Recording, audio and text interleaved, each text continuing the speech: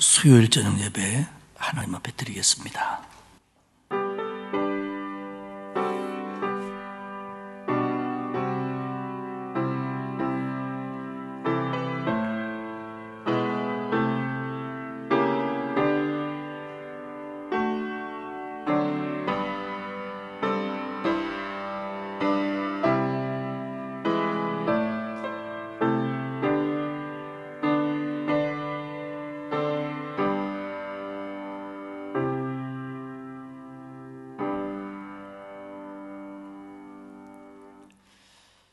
하루에도 어떤 일이 벌어질지 모르는 광야 같은 세상을 살아가는 저희들을 한결같은 사랑으로 인도해 주시는 하나님의 은혜 진심으로 감사를 드립니다.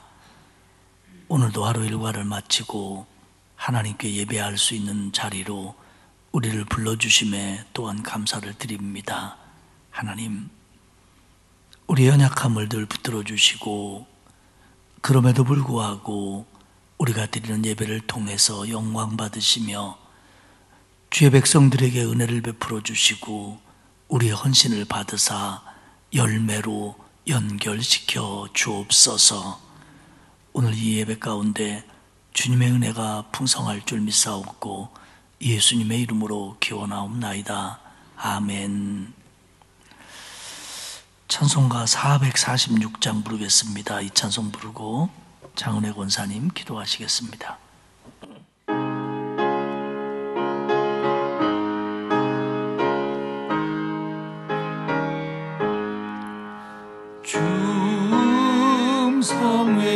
중성회에는 참 기쁨 없도다.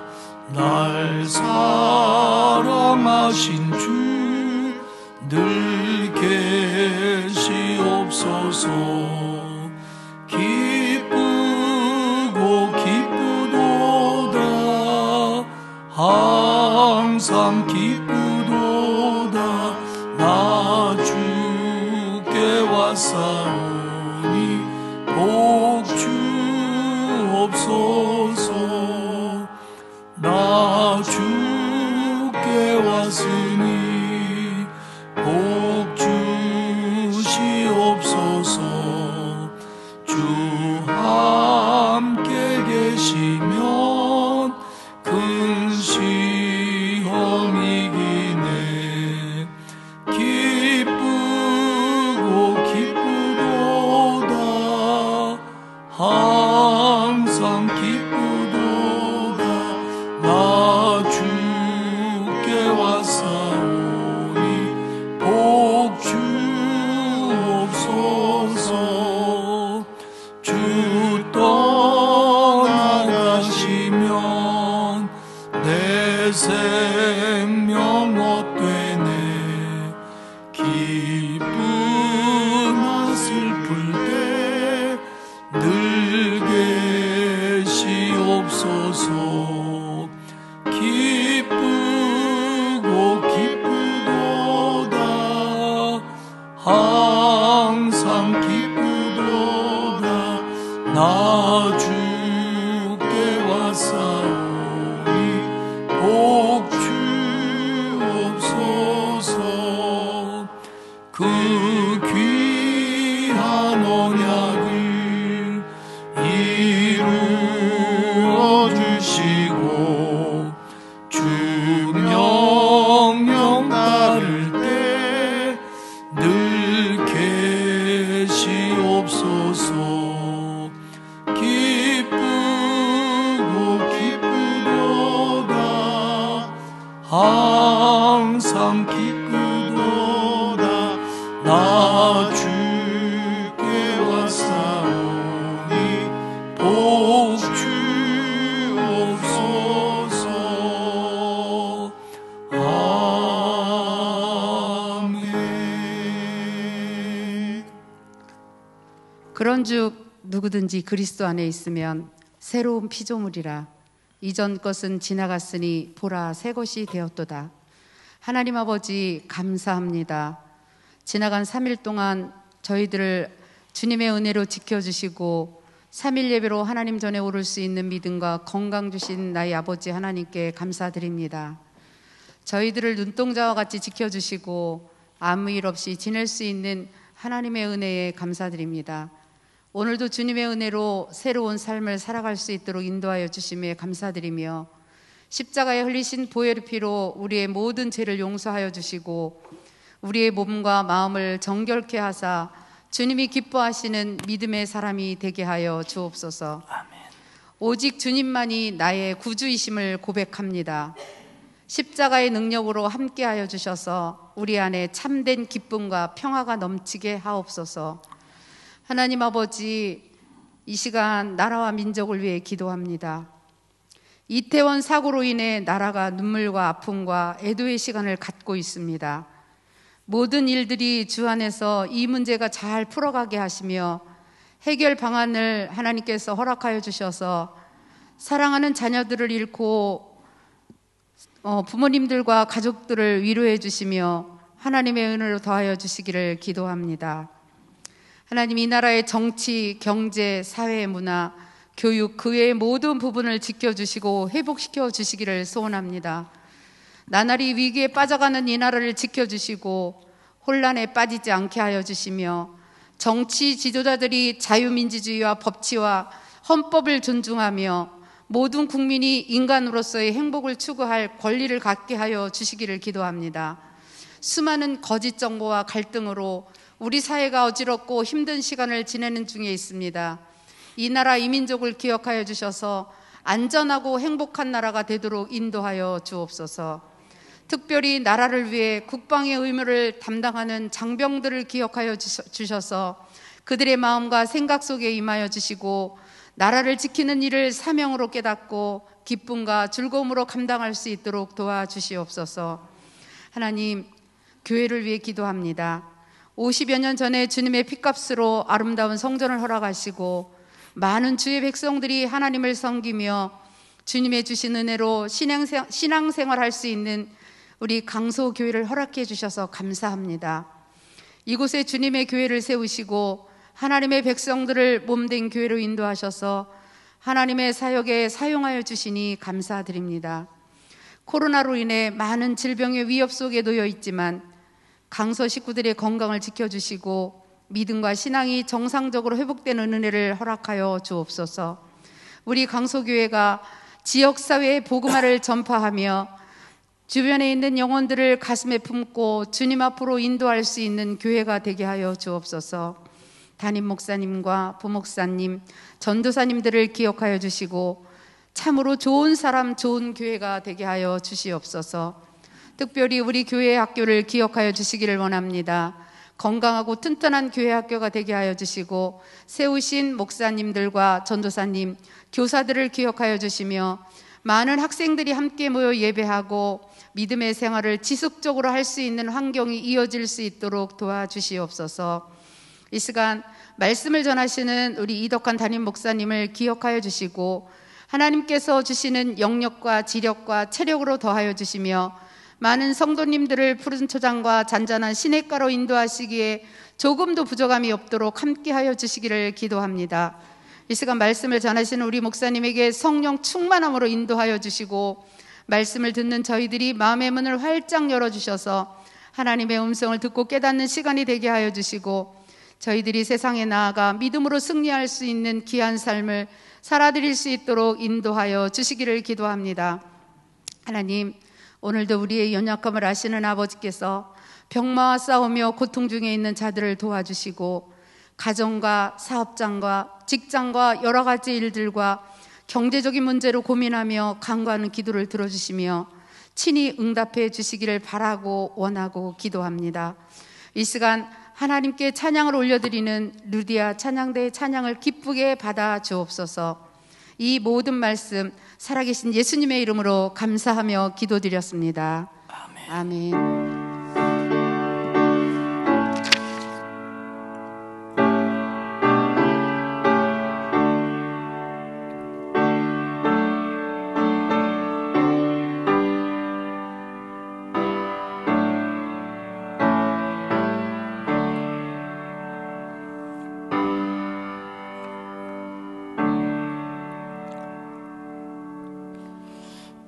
새롭게 편성된 기관들의 연령 분포도를 주보에 실려드렸습니다. 새로 구성된 기관들은 총회를 마치시고 마지막 주일까지 보고서를 꼭 제출해 주시기를 바랍니다. 수능시험이 다가오고 있는데요. 로비에 명단이 있습니다. 여러분들 기억해 주시고 기도해 주시기를 바랍니다. 결혼 소식입니다. 이번 주 토요일에 이승재 장로님, 김성영 권사님의 장남 경찬군과 222구역 이규석 집사님, 공홍란 권사님의 장녀 혜영양의 결혼식이 토요일 날 4시 발산역 근처에 있는 더 뉴 컨벤션에서 있습니다. 여러분들 많이 기억하시고 축복해 주시기 바랍니다. 장례 광고입니다. 육남전도의 문대식 집사님, 또 11여전도의 윤미라 권사님의 시어머니, 그러니까 문대식 집사님의 모친께서 오늘 하나님의 부름을 받았습니다. 빈소는 가까운 메디일 병원 장례식장이고요. 입관 예배는 내일 1시 반에, 그리고 발인 예배는 금요일 날 새벽 4시 반입니다. 각각 15분 전에 교회에서 출발을 하도록 하겠습니다. 우리 위로해 주시고 또 기도해 주시기를 바랍니다. 하나님의 말씀은 열왕기상 19장입니다. 19장 1절에서 14절까지 우리 교독하겠습니다. 열왕기상 19장입니다. 19장 1절입니다. 아합이 엘리야가 행한 모든 일과 그가 어떻게 모든 선지자를 칼로 죽였는지를 이세벨에게 말하니, 이세벨이 사신을 엘리야에게 보내어 이르되 내가 내일 이맘때에는 반드시 내 생명을 저 사람들 중 한 사람의 생명과 같게 하리라. 그렇게 하지 아니하면 신들이 내게 벌 위에 벌을 내림이 마땅하니라 한지라.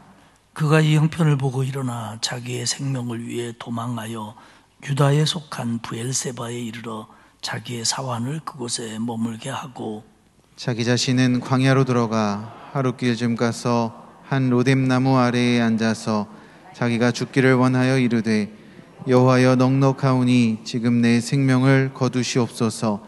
나는 내 조상들보다 낫지 못하니이다 하고 로뎀나무 아래에 누워 자더니 천사가 그를 어루만지며 그에게 이르되 일어나서 먹으라 하는지라.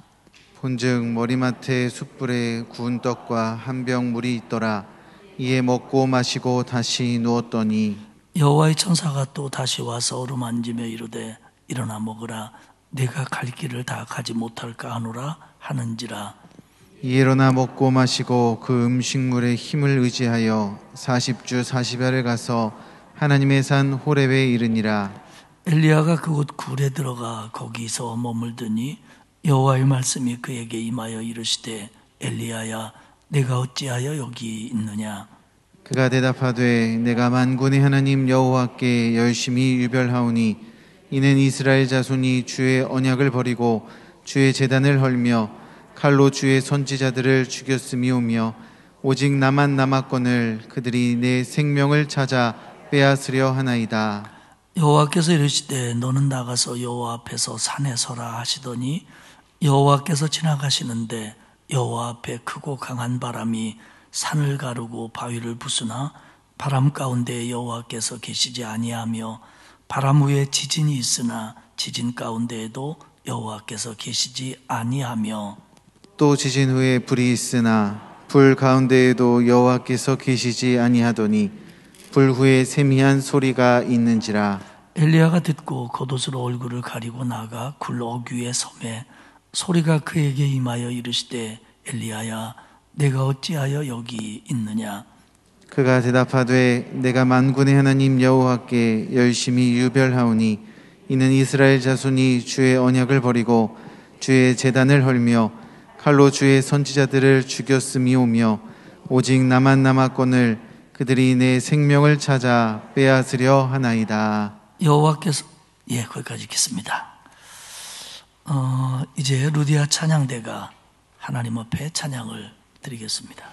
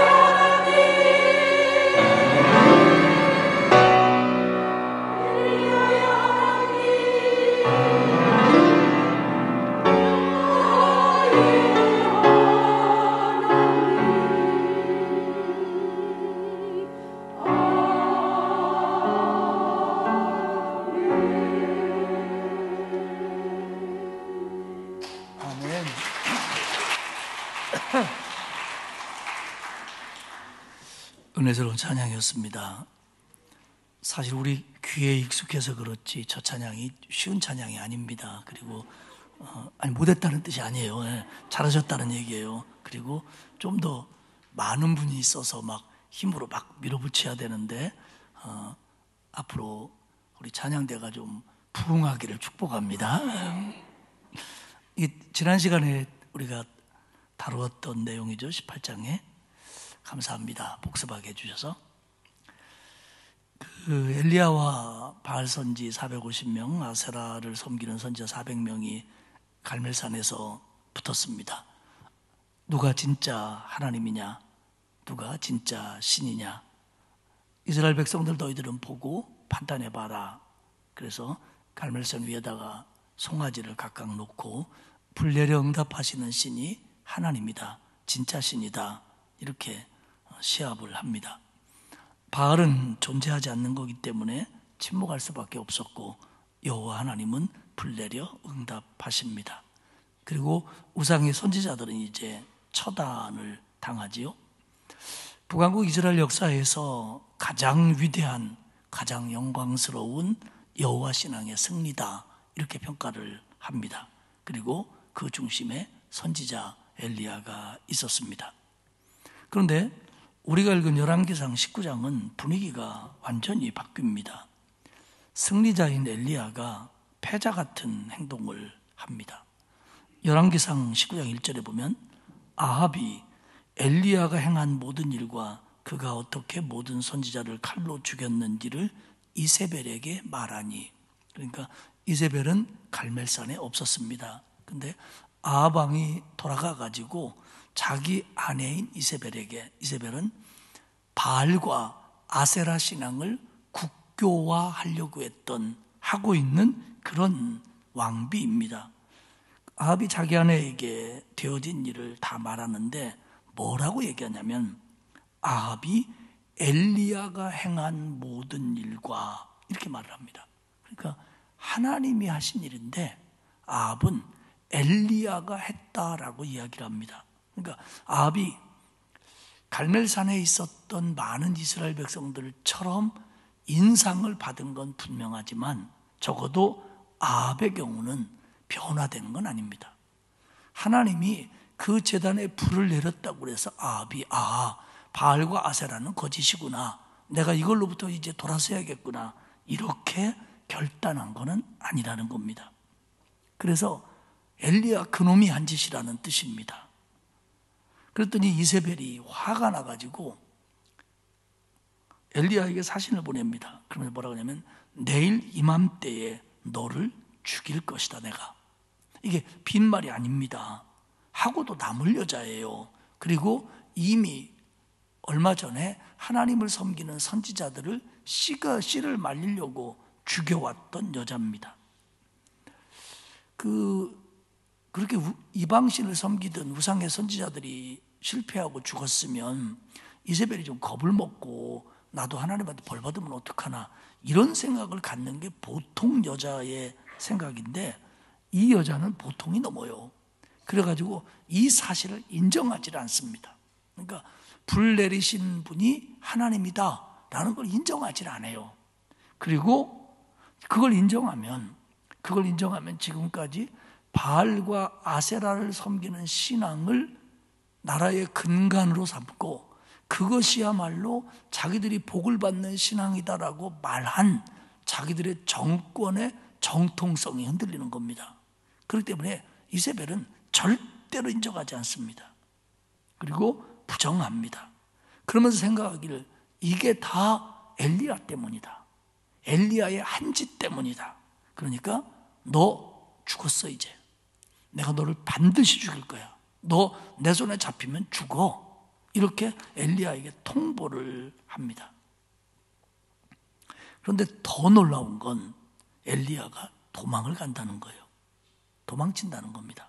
3절에 보면 자기 생명을 위하여 도망하여 유다에 속한 바알세바에 이르러. 어디까지 도망갔다고요?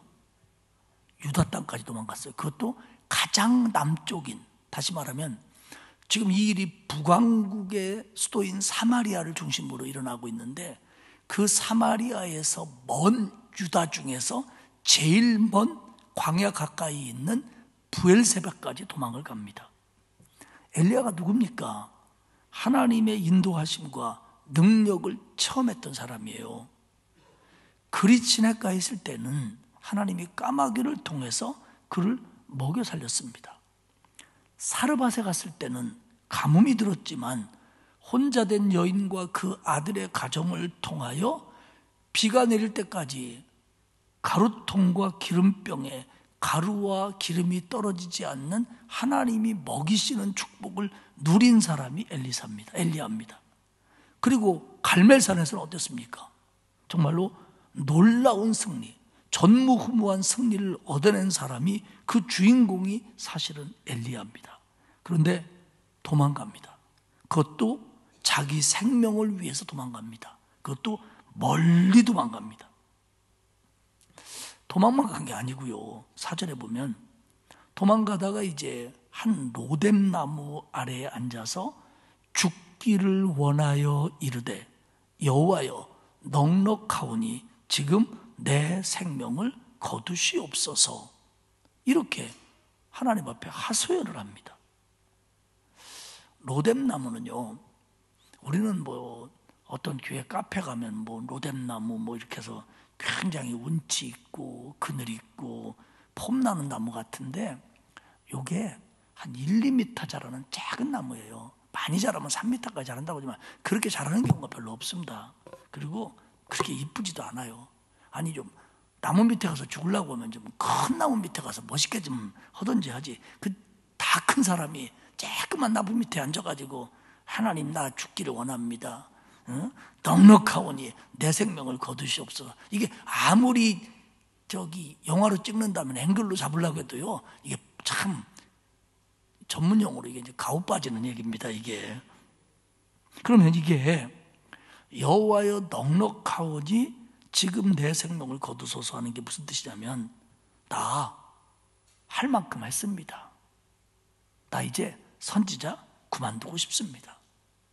하나님이 알다시피 나 할 만큼 했잖아요. 그러니까 나 이제 그만두고 싶습니다. 좀 어디서 많이 듣던 얘기 아니에요? 요맘때가 되면 성도들이 많이 하는 얘기예요.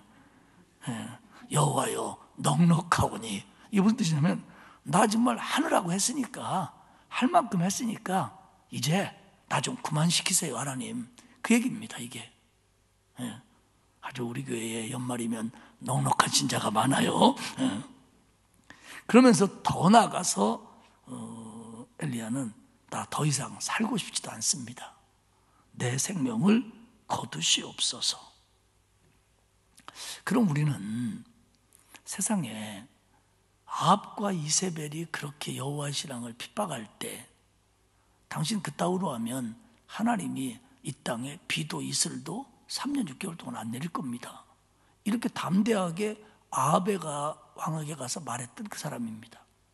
그리고 피신해 있을 때는 하나님이 자기를 책임지고 먹이신다는 걸 뼈저리게 경험한 사람이에요. 그리고 갈멜산에서는 그가 본인이 말한 것처럼 여호와만이 살아계신 참 하나님이다 라는 걸 보여준 사람이에요. 어쨌든. 그런데 지금 엘리야가 이렇게 됐습니다. 도대체 왜 그랬을까요? 도대체 그에게 어떤 일이 일어나는 겁니까 지금? 이 부분에 대해서 성서학자들은 참 여러 가지 얘기를 합니다. 지금 이 엘리야의 마음 상태나 그의 어떤 영적 상태나 그런 얘기들을 많이 하는데, 종합해보면 그래요. 첫 번째 얘기는 엘리야가 지금 지쳤다는 겁니다. 육체적으로 지쳤고, 정신적으로 지쳤고, 정서적으로 지쳐있다는 겁니다. 그도 그럴 것이, 비가 내리지 않을 거다라고 말하고서 3년 6개월 동안 자기도 어려움을 겪었고요, 백성들이 어려움을 겪는 걸 봤습니다.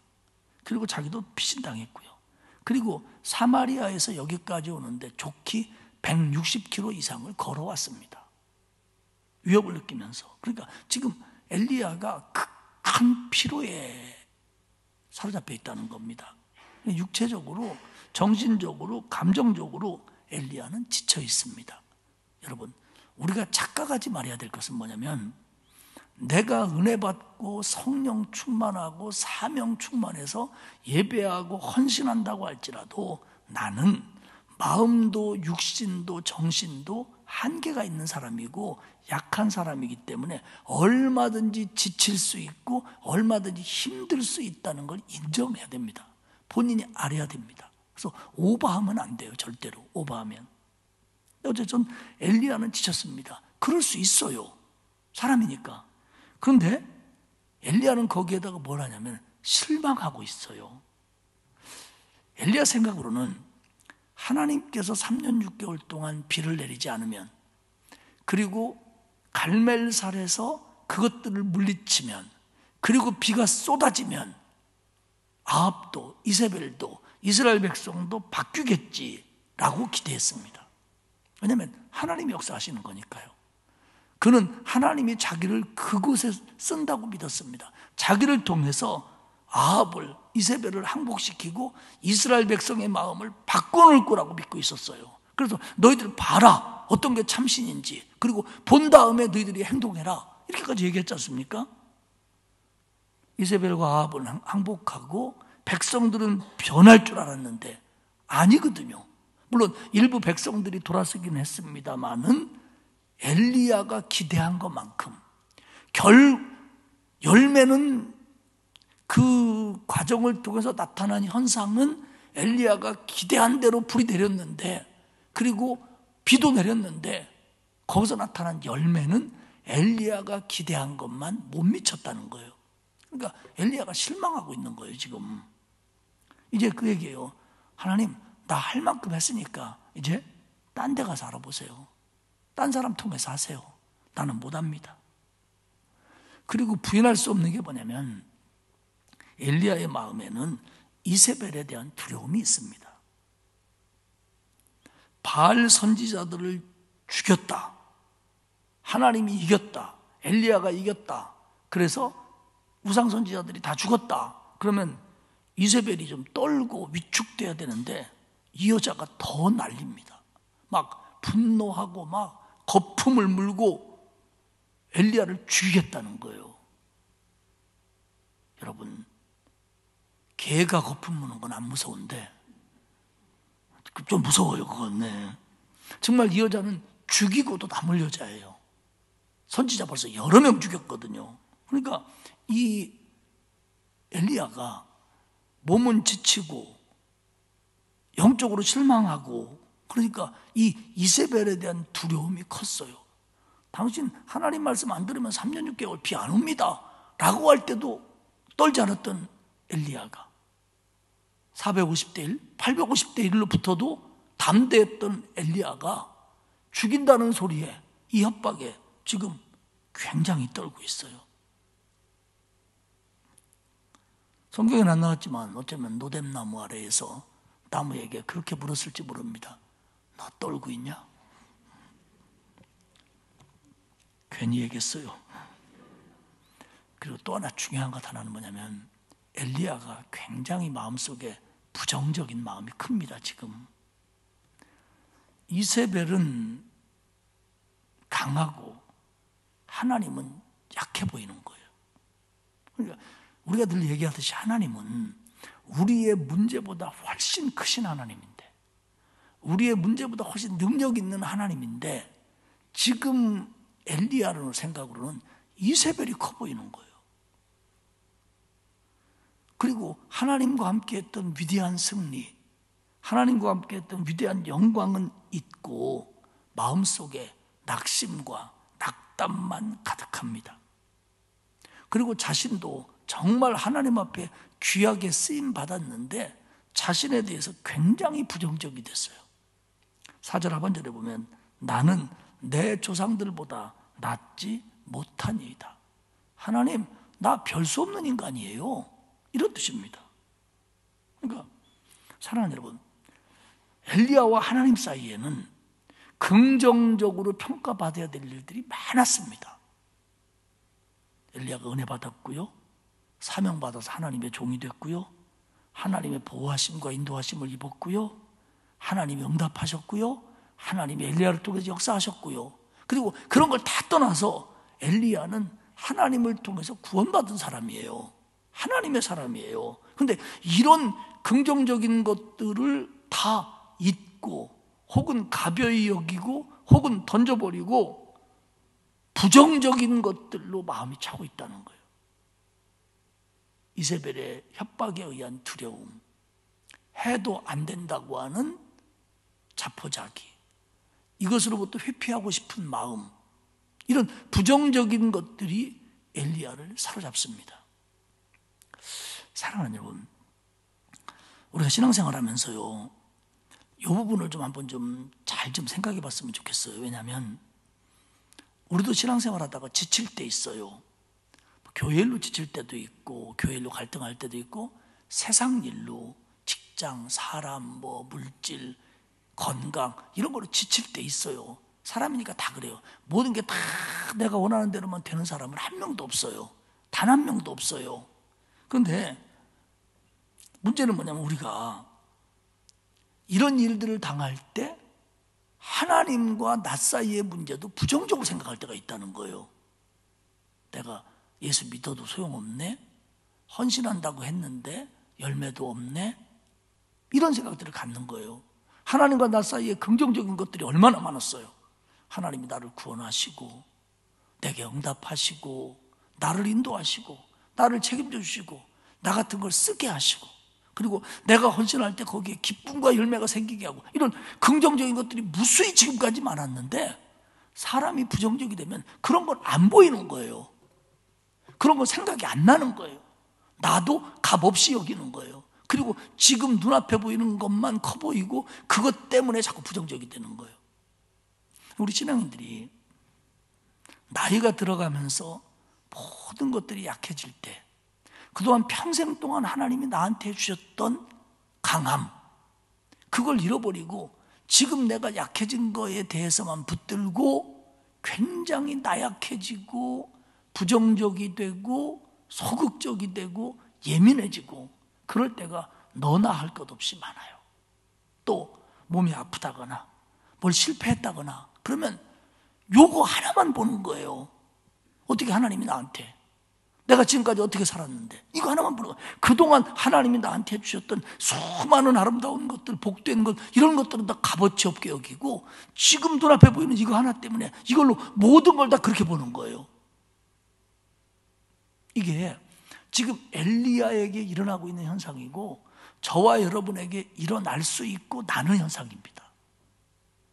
그러니까 이런 것들을 지치지 않게 컨트롤해야 된다, 긍정적인 마음을 가져야 된다, 하나님만 붙들어야 된다, 맞습니다. 그런데 어떤 때는 이런 얘기조차도 이런 상태에서는 마음에 와닿지 않을 수도 있다라는 거예요. 그러나 분명한 것은 이런 실망의 늪에서 하나님, 나 할 만큼 했습니다. 나 못해요. 나 차라리 죽여요. 나 죽고 싶어요. 죽는 게 나서요. 이 정도까지 떨어진 엘리야입니다. 그리고는 지치니까 로뎀나무 아래서 잠이 들었어요. 천사가 와서 엘리야를 깨우고 숯불에 구운 떡과 한 병의 물을 먹고 마시게 합니다. 성서학자들은 이 숯불에 구운 떡과 한 병의 물을 먹고 마심으로 엘리야는 사르밧 과부의 집에서 자기가 먹었던 것들이기 때문에 그 일을 기억해냈을 거다, 기억해내라고 그렇게 하나님이 역사하신 거다, 하나님의 능력으로 이것들로 자기를 지금까지 지켜줬다는 걸 다시 한번 기억나게 하기 위해서, 여러분, 기억은요 참 중요한 겁니다, 여러분. 그래서 하나님과 나 사이에 있었던 수많은 아름다운 일들, 우리가 감사했던 일들, 기뻐했던 일들, 이걸 기억해야 돼요. 우리는요, 이걸 잊으면 안 됩니다. 잊으면 안 됩니다. 그래서 그 많은 기억들이 현실의 어려움보다 커야 돼요. 근데 우리는 지나간 건 작게 여기고 눈앞에 있는 것만 크게 여기는 거예요. 그리고는 또 먹게 해주고 이 엘리야가 하나님의 산 호렙으로 갑니다. 근데 9절에 보면 이제 이 엘리야는 굴에 들어갔고 하나님께서 엘리야에게 말해요. 엘리야야, 네가 어찌하여 여기 있느냐? 다시 말하면 너 있어야 될 곳은 지금 북왕국 사마리아인데 너 왜 여기 왔느냐? 그랬더니 엘리야가 10절에 이렇게 대답해요. 내가 만군의 하나님 여호와께 열심히 유별하오니. 나 하나님 알다시피 하나님에 대한 신앙에 대해서 남보다 유별나게 정말 열심히 했던 사람입니다. 이는 이스라엘 자손이 주의 언약을 버리고 주의 제단을 헐며 칼로 주의 선지자들을 죽였음이오며. 내가 여기까지 온 거는 이런 이유 때문입니다. 이스라엘 자손들이요, 하나님의 언약을 버렸어요. 하나님께 제단 쌓는 걸 헐어버렸어요. 그리고 칼로 하나님의 선지자들을 죽였습니다. 그리고 나만 남았습니다. 이제 하나님 나만 남았습니다. 그리고요, 그들이 내 생명도 찾아서 죽이려고 합니다. 그래서 내가 여기 온 겁니다. 모세는 호렙산에서 하나님을 만났고 거기서 율법을 받았지만 성서학자들은 엘리야가 하나님을 만나러 호렙산에 간 게 아니고 하나님이 주신 사명을 피하려고 가다 보니까 호렙산까지 갔다라고 주장하는 성서학자들이 훨씬 더 많습니다. 그러니까 승리자가 아닌 패배자의 모습으로 용감했던 선지자가 피난처를 찾아가지고 여기까지 온 거예요. 그것도 한 여인의 협박으로. 참 안타까운 일이죠. 세상의 엘리야가, 그 엘리야가 한 여인의 협박 때문에 여기까지 도망오고 이런 초라한 패배자의 모습을 보이고 있다는 거예요. 그렇기 때문에 우리가 사실은 영적으로 우리도 그렇게 될 수 있음을 조심해야 돼요. 조심해야 돼요. 근데 이제 그리고 보면 엘리야가 지금 굉장히 스트레스를 받고 있어요. 굉장히 압박을 받고 있습니다. 그래가지고 하나님이 물어보시니까 잘 됐다 싶어갖고 하나님 앞에 하소연하는 거예요 지금. 그런데요, 지금 여기 뭐 내가 열심히 였고 이스라엘 백성들이 뭐 언약을 깨고 주의 제단을 헐고 선지자를 죽이고 나만 남고 나까지 죽이려고 난리 났고 이렇게 말하는 것이 보면요, 엘리야가 굉장히 과장하고 있고요, 또 굉장히 예민해졌어요 지금. 여러분, 그 영적으로 민감한 건 참 좋은 거거든요. 영적으로 민감한 건. 그래서 빌 하이벨스는 영적으로 민감한 것은 성령의 은사다 이렇게 얘기하는데, 인간적으로 예민한 건 조금 피곤합니다. 여러분, 너무 예민하면 별것도 아닌 것 같고 막 크게 여기고 뭐 목사님이 잠깐 못 알아봐갖고 인사 못 받았으면 우리 목사님이 변했나 봐, 내 인사도 안 받고 이렇게 예민 떠는 사람들 조금 피곤해요 사실은. 예, 저도 좀 예민한 편이에요. 말을 안 해서 그렇지. 나 저기 예민한 남자예요. 근데 지금 엘리야가 그래갖고요, 지금 하는 얘기가 굉장히 엄살은 아니지만 뭐라 그럴까요? 좀 뭐 그래요. 지금 보면 이스라엘 백성의 죄를 고발하는 건 맞아요. 그들이 언약을 버렸다, 제단을 헐었다, 선지자를 죽였다. 근데 이스라엘 백성 모두가 그런 건 아니거든요. 그리고 갈멜산 이후에 많은 이스라엘 백성들이 마음이 돌아왔단 말이에요. 선지자를 죽인 건 이세벨이 한 거고, 근데 이스라엘 사람들이 다 대들어서 지금 그러고 있습니다. 이런 식으로 말해요. 그리고 마치 갈멜산에서는 아무 일도 없었던 것처럼 엘리야는 말하는 거예요. 이렇게 됐는데 하나님, 내 갈멜산에서 하나님의 은혜로 우리가 멋지게 이렇게 했습니다 이래야 되는데 이 얘기는 쏙 빠지고 지금 뭐 걔들 신앙적으로 막 엉터리입니다, 막 죽이려고 난리칩니다, 죽였습니다, 이런 부정적인 얘기만 하는 거예요. 하나님 앞에 하소연하는 거예요. 그래서 내가 이렇게 된 게 당연합니다.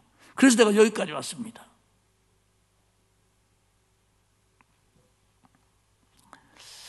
사람들이 말할 때 저도 그렇게 말할 때도 있고 대부분 사람들이 그런 습관이 있어요.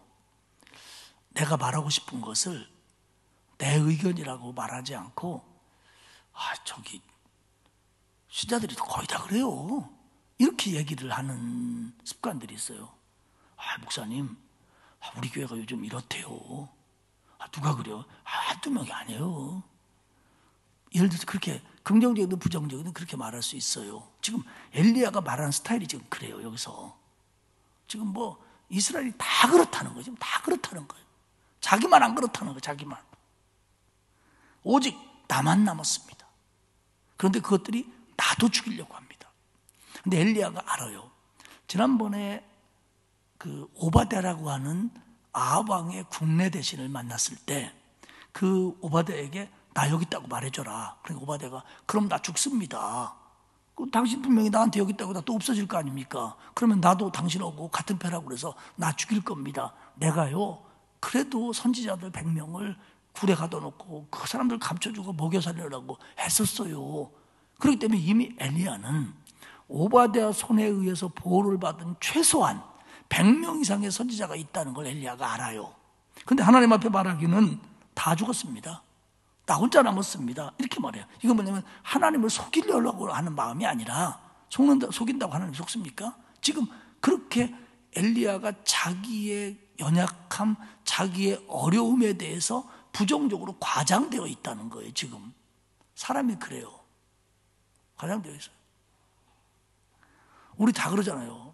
아유 감기 걸리셨다며요. 어땠어요? 아이고 목사님 나 감기 걸려 죽을 뻔했어요. 근데 뭐 감기 걸려 돌아가시는 분도 있지만 거의 안 돌아가시거든요. 저 집에 가서 그래요. 어떤 때 저녁에 여보 나 배고파 죽겠어. 근데 그렇게 해서 죽었으면 나는 580번은 죽었어요. 그러니까 자기의 어려움에 대해서 사람은 과장하려고 하는 마음이 있어요. 습관적으로 혹은 진짜로 알아달라고. 근데 엘리야가 그래요. 이게 왜 그러냐면 그 심리학자들 얘기도 그렇고 성서학자들 얘기도 그렇고 마찬가지인데 사람이 두려워하는 게 크고 겁을 먹고 지치다 보면 부정적으로 생각하기 쉽고 부정적으로 생각하다 보면 본인이 느끼는 것과 실제 상황과는 굉장한 갭이 있다는 거예요. 그럼 무슨 얘기냐면 지금 엘리야는 지금 이스라엘은 끝났습니다. 그 사람들 다 언약을 깼고 제단을 헐었고 선지자 다 죽였고 나만 남았고 나도 곧 죽을 거고 그러니까 지금 현실은 그 정도까지는 아닌데 엘리야의 부정적인 마음이 영적으로 침체된 마음이 그렇게 해서 엘리야가 느끼는 것과 실제 상황과는 거리가 좀 있다는 거예요. 그렇게까지는 아닌데 지금 엘리야는 자기가 침체되고 자기가 실망하다 보니까 그렇게 보인다는 거예요. 그러니까 예수 안 믿는 사람들도 자기가 모든 게 너무 안 되고 막 그러면 이 세상이 이게 뭐 말도 안 되는 세상이라고 생각할 수 있는 거예요. 그러니까 자기가 부정적이 되면 부정적이 될수록 세상에 부정적인 일은 더 커 보이고요. 긍정적인 일은 안 보이는 거예요. 이게 중요한 겁니다. 그러니까 우리가 신앙적으로 영적으로 침체되면 하나님의 만져주심이나 하나님의 은혜나 과거에 하나님이 베풀었던 은혜에 대해서 과소평가하는 거예요. 하나님에 대해서 과소평가하는 거예요. 그리고 하나님과 나 사이의 관계를 과소평가하는 거예요. 그리고 하나님 주시는 힘과 능력과 은혜를 과소평가하는 거예요. 그리고 다른 것들만 과대평가하는 거예요. 이세벨을 과대평가하고 이스라엘의 범죄를 과대평가하고 선지자들의 모습은 과소평가하고 하나님께서 엘리야를 탓하지 않습니다. 오히려 엘리야를 긍휼히 여기셔요. 그래서 11절에 보면 너 나가서 내 앞에 서라. 산에 서라. 그러더니 우리가 이제 잘 알고 있는 말씀이죠. 엘리야 앞을 하나님이 지장하시면서 하나님의 능력을 보여주십니다. 먼저는 크고 강한 바람을 나타나게 하셔요. 산이 무너뜨리고 바위가 부서질 만한 바람이었어요. 그런데 그런 하나님의 능력이 나타난 다음에 바람 가운데 여호와는 계시지 않았다. 하나님이 거기서 모습과 음성을 드러내지 않는 거예요. 두 번째로는 지진이 막 흔들리는 거예요. 하나님의 기적이라는 걸 엘리야가 알죠. 그런데도 그 지진 속에서도 여호와는 말씀하지 않는 거예요. 나타내지 않고. 세 번째는 불, 번개일 겁니다. 번개가 치는데도 역시 여호와는 그 번개 가운데 계시지 않았어요. 그리고 12절에 보면 불 후에 세미한 소리가 있는지라. 무슨 소리가 났어요? 근데 그게 무슨 소리였는지, 엘리야가 무슨 소리를 들었는지는 모릅니다. 근데 그는 겉옷으로 얼굴을 가리고 나갑니다. 이건 뭐냐면 하나님을 본 자는 죽는다고 하는 생각 때문에 그게 하나님의 임재라고 느끼고 얼굴을 가리고 나갔어요. 근데 거기서 소리가 그에게 이마에 이르되 내가 어찌하여 여기 있느냐. 세미한 소리, 조용하고 작은 소리고요. 어떻게 번역하면 이게 문제가 있는데 이 번역도 완전한 침묵의 소리, 이런 의미입니다. 완전한 침묵의 소리. 이게 서로 상충되는데 이게 참 번역하기 어려운 표현이에요. 엘리야는 들었다고 그러는데 그 소리는 아주 세심한 소리였다는 거죠. 이건 결국 중요한 건 뭐냐면 하나님의 임재를 보여주는 사건인데, 지금까지는 엘리야에게 나타난 하나님은 능력이나 기적이나 주로 이런 것들로 엘리야를 이끌어 오셨어요. 그런데 하나님 이번에는 다릅니다. 그러니까 결국 네가 생각하는 그런 극적인 일들만을 통해서 역사하는 게 아니다 라는 걸 보여주고 싶어 하셨다. 하나님이 그렇게 보편적으로 해석을 합니다. 그러면서 하나님이 얘기해요. 엘리야야, 너 여기 왜 있는 거냐? 그랬더니 10절하고 14절에서 똑같은 말을 해요. 14절 한번 봐요.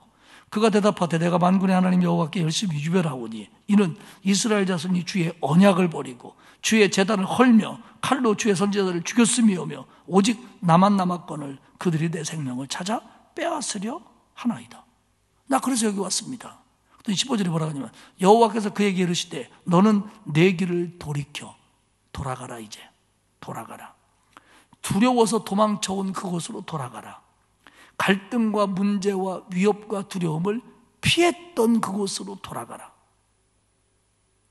돌아가서 너한테 할 일이 있다. 그게 내 사명이다. 사랑하는 여러분, 분명한 건요, 교회 일이든 세상 일이든 어떤 때는 피하는 게 지혜일 수도 있어요. 그런 일도 있습니다, 사실은. 그러나 더 많은 경우 끌어안고 감당하는 게 사명일 때도 있다는 겁니다.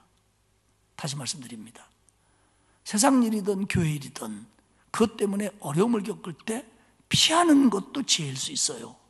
그러나 더 많은 경우는 그것을 끌어안고 감당하는 게 내 사명일 수도 있다는 겁니다.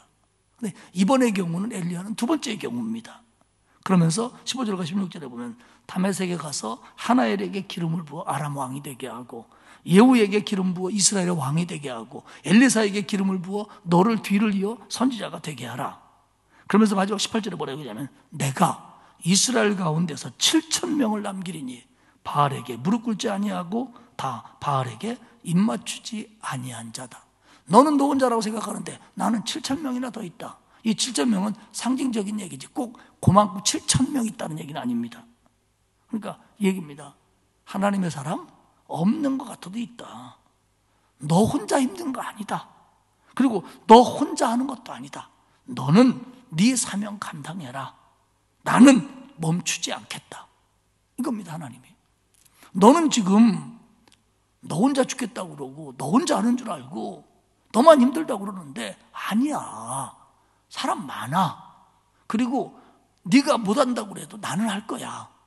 그리고 너는 힘들다고 하지만 나는 멈추지 않아. 그러니까 너도 해. 이게 하나님의 음성이에요.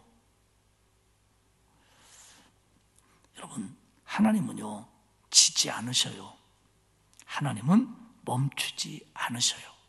우리가 그렇게 생각할 뿐이에요. 우리가 오판할 뿐이에요. 우리가 너무 예민할 뿐이에요. 하나님은 안 그러셔요. 말씀을 정리하겠습니다. 엘리야가 지쳐있는 건 맞아요, 지금. 그리고 이해는 가요, 지친 게. 갈멜산에서 그 이전에 피해 다니면서 또 지금 죽인다고 그 여자가 대들고 지쳐 있어요. 그런데 우리도 지칠 수 있는데 지친다고 해서 신앙적으로 부정적이 되면 안 돼요. 기대만큼 안 됐다고 실망하고 내가 교사로서 열심히 노력했는데 참 안 되네요. 내가 하나님의 일을 이만큼 했는데. 그러면요 정말 우리가 어떤 일을 1년 혹은 얼마 혹은 맡아서 해가지고 열매가 없어서 부정적으로 된다면요 목사는 다 그만둬야 돼요. 목사는 다 그만둬야 돼요. 왜냐하면 목사도 노력하고 한다고 해서 매번 열매 맺습니까? 그렇지 않잖아요. 그러니까 근데 지금 엘리야는 그렇게 생각해요. 기대한 만큼 안 되니까 낙심하는 거예요. 이해가 가요. 그리고 실망하는 거예요. 그러다 보니까 도피했어요. 할 만큼 했다고요. 도망치면서 이제는 죽고 싶다는 거예요. 그런데 하나님은 그에게 은혜를 주시며 위로하시며 하나님의 임재를 나타나시며 세미한 음성으로 다시 사명을 주시는 거예요. 엘리야야, 다시 돌아가라. 그게 네가 사는 길이고 그게 네가 이기는 길이다. 아니, 내가 이기게 하겠다. 내가 이기게 하겠다. 사랑하는 여러분, 우리는 엘리야 같은 선지자는 아닙니다. 하지만 우리가 오늘 살아가는 현실도 영적인 부분만 있는 것이 아니라 이세벨의 관계는 이게 영적인 것도 있지만 또 엘리야의 죽고 사는 문제, 실제적인 문제도 있다라고 봐야잖아요. 그러면 우리는 모양은 다르지만 영적인 것도 있고 가정적인 것도 있고 건강도 있고 세상적인 건데 이런 것들이 복합적으로 작용하면서 지칠 수 있고, 지치다 보니까 사실은 아무리 지치고 힘든 일이 있어도 끝까지 중심을 지켜줘야 되는 게 신앙인데, 저와 여러분도 사람인지라 약한지라 이런 것들이 나빠지고 어려워지면 요게 이 중심을 잡아줘야 될 신앙도 낙심하고 부정적이 되고 위축된다는 거죠. 그러다 보니까 별의별 생각이 다 나는 거예요. 해봐도 소용없네. 조금 쉬면 안 될까? 교회 좀 조금 안 나가볼까? 요즘 그래가지고 여기 지금 코로나 핑계로 안 나오는 사람들도 많아요. 그동안 뭐 이제 코로나 전에는 매주 나가던 예배고 늘 하던 일이니까 습관적으로 인간적으로 안 할 수 없어서 해왔던 사람들도 많아요. 근데 이게 이제 끊겼잖아요. 그리고 다시 시작하려고 하다 보니까 다시 시작하는 것에 의미를 못 느끼는 거예요. 일부는, 극히 일부는. 물론 이제 건강 때문에 뭐 교회에서 못 나오고 영상으로 예배드리는 사람이 있습니다만은 사실은 나올 수 있는데도 이제 그럴 만한 가치를 못 느끼는 거예요. 지금까지 내가 뭐 10여 년 예수 믿어봤는데 별것도 아니네. 매주일 예배 드린다고 뭐 달라지는 거 뭐 있어. 여기서 드리면 어때? 이런 식으로 조금은 부정적이 돼버리는 거예요.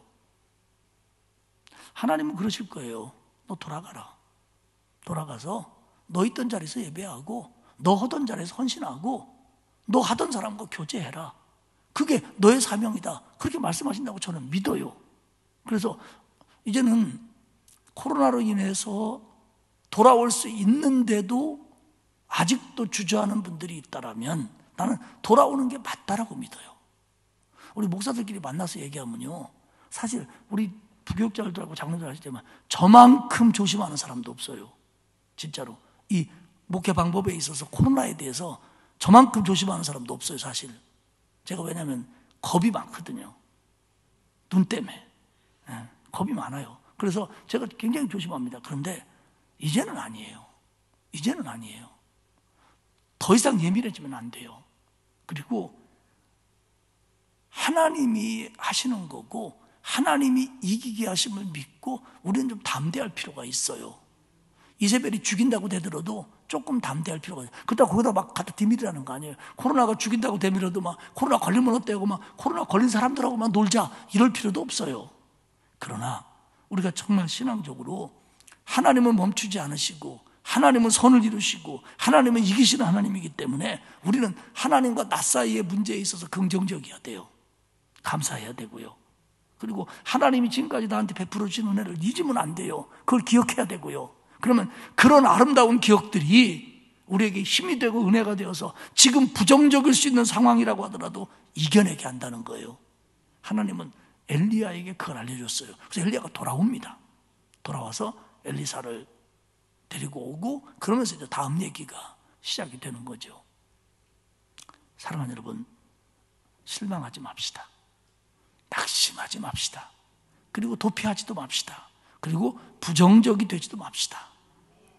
엘리야의 하나님이 나의 하나님이라고 믿고, 하나님은 때로는 내가 원하는 능력을 나타내기도 하지만 때로는 내가 생각하지 못했던 세미한 음성으로도 얼마든지 나와 함께 하신다는 거. 근데 우리는 멋진 게 좋잖아요.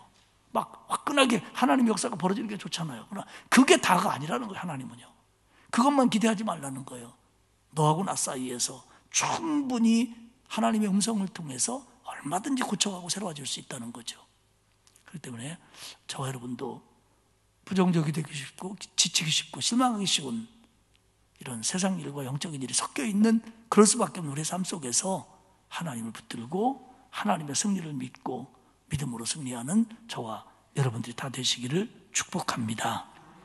기도하겠습니다. 하나님 고맙습니다. 우리를 구원해 주시고 하나님의 자녀 만들어 주신 거 감사합니다. 그리고 많은 어려움들이 있었지만 여기까지 붙들어 주시고 인도해 주신 거 또한 감사를 드립니다. 우리 눈앞에 보이는 현실들이 어려움도 있고 실망스럽고 큰 열매 눈앞에 보이지 않고 부정적이 되기 쉬운 그런 환경이고 상황이라고 할지라도 하나님이 나와 함께 하시고 나를 붙들어 주시고 나를 통해 하나님의 뜻을 이루어 가심을 신뢰하며 순종하며 힘내는 우리 모두가 될 수 있도록 도와주옵소서. 하나님, 우리 강석교회 모든 성도들이 바른 예배의 자리에 서게 하시고 바른 헌신의 자리 그리고 기쁨과 감사와 교제의 자리에 하나님 설 수 있도록 회복시켜 주옵소서. 여러 가지 어려움들이 많고 코로나도 아직도 극성을 부리지만 하나님 한 사람 한 사람 지켜주시고 우리의 환경에 이런 요소들에게 지지 않도록 우리의 믿음 붙잡아 주옵소서. 감사드리며 예수님의 이름으로 기도합니다. 아멘. 321장 찬송하겠습니다.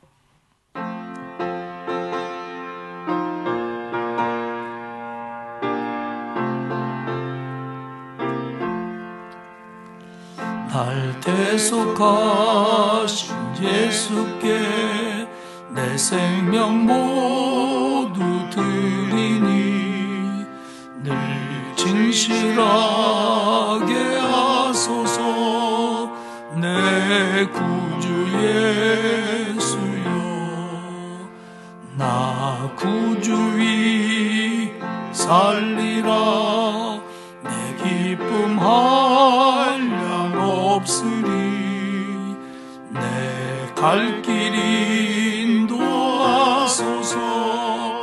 내 구주 예수여, 날 구원하신 예수를 일평생 의지하오니 날 영접하여 주소서. 내 구주 예수여, 나 구주 위에 살리라. 내 기쁨 한량 없으리. 내 갈 길 인도하소서. 내 구주 예수여, 주 십자가에 달리사 날 자유하게 했으니 내 몸과 마음을 주 위에 다스게 하소서. 나 구주 위에 살리라. 내 기쁨 한량 없으리. 내 갈 길 인도하소서. 내 구주 예수여.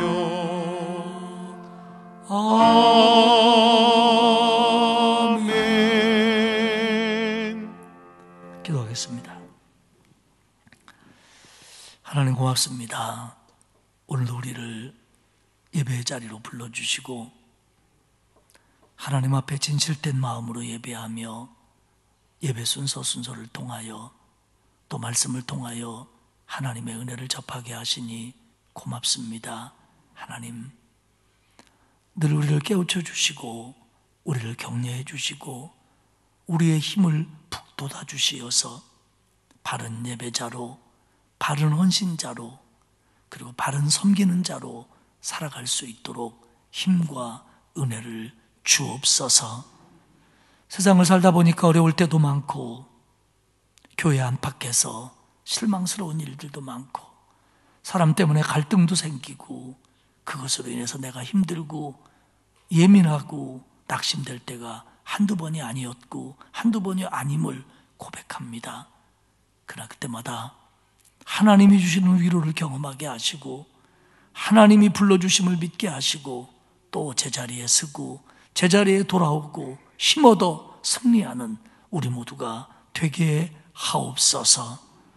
우리 마음속에 있는 낙심되는 부분, 힘들어하는 부분을 하나님 어루만져 주시고 고쳐주시고 이겨내게 하시고 승리할 수 있도록 책임져 주옵소서.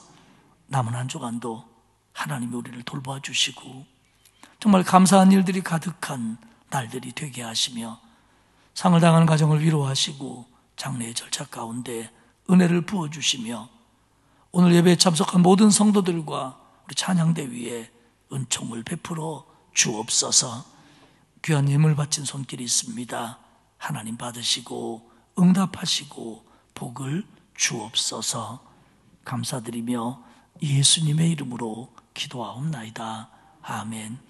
하늘에 계신 우리 아버지, 아버지의 이름을 거룩하게 하시며 아버지의 나라가 오게 하시며 아버지의 뜻이 하늘에서와 같이 땅에서도 이루어지게 하소서. 오늘 우리에게 일용할 양식을 주시고 우리가 우리에게 잘못한 사람을 용서하여 준 것 같이 우리 죄를 용서하여 주시고 우리를 시험에 빠지지 않게 하시고 악에서 구하소서. 나라와 권능과 영광이 영원히 아버지의 것입니다. 아멘.